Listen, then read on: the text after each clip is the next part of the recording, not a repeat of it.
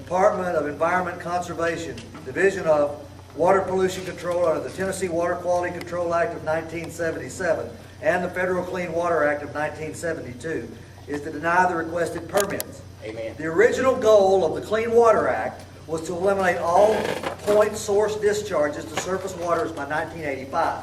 In this case, only denial of the requested permits can meet the Clean Water Act goal. The negative impact of this quarry on the community and its water quality is apparent for at least 5 reasons, 3 of which I will address orally in this statement. First, Rogers Group has a history of violations, settlements, consent agreements, and additional alleged violations of environmental laws and water pollution regulations for which they have been assessed fines and penalties.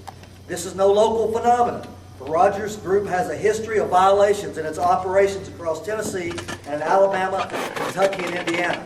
A drive down Oak Ridge's Union Valley Road in Anderson County demonstrates that negative impacts abound to the local environment, and in particular water quality from Rogers Group operations. To quote from an Alabama consent decree, the permittee, Rogers Group, did not exhibit a standard of care commensurate with the applicable regulatory requirements.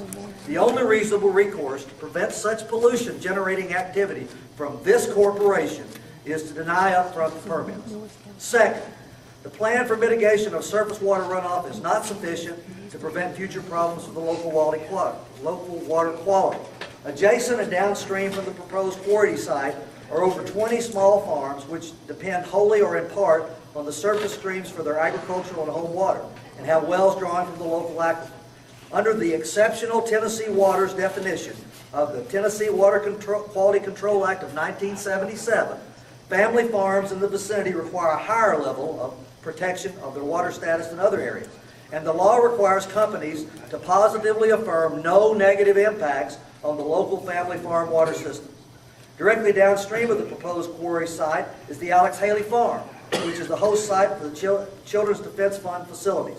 And within the local area is the Museum of Appalachia, which is a regional tourist attraction, requires an affirmative certification that no impact of their water quality will occur from the site operations. It should be noted that is the ARAP applicant's responsibility, not the public's responsibility, to support any claims made in the application with justification, data, assessments, case history, literature citations, or other evidence. I quote from the law. Third, the leachate from this area will enter a complex and uncharted limestone karst region of the Appalachian Valley and Ridge region of Anderson County. 2 of the many potential impacts from this fact are, as noted by local geologist Robert Benfield in his paper, Specific Examples of Tennessee Karst Aquifer Investigations, hydrogeologic studies of the springs in East Tennessee has for the most part been rare and limited. The karst aquifers found in the folded and faulted Cambrian and Ordovician rocks are complex in both small and large scale. The applicant has not presented any data which mitigates concern for the continued quality of local springs and wells of residents in Bethel, Glen Alpine, and Mountain Road communities, and those areas downstream toward the Clinch River.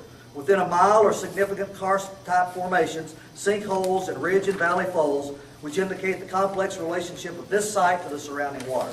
This requires extensive, perhaps even groundbreaking study. I use the term groundbreaking with some trepidation.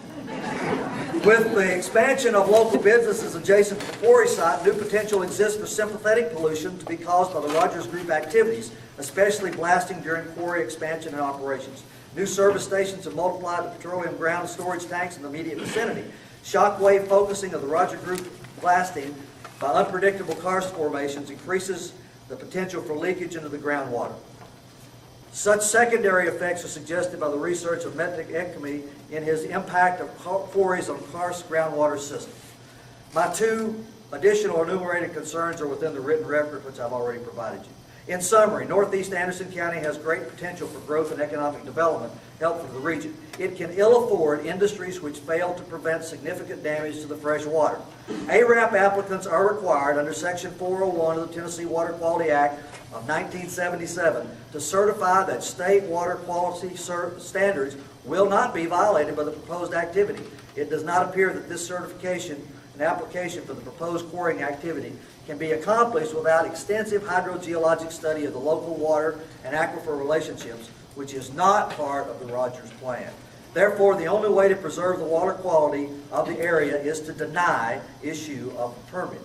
On behalf of myself and many concerned citizens of Norris and Northeast Anderson County, where I'm the Vice Mayor of Norris, and especially the young people whom I teach each day at this school who will inherit the fruits of this decision, thank you for holding these hearings and listening to our concerns.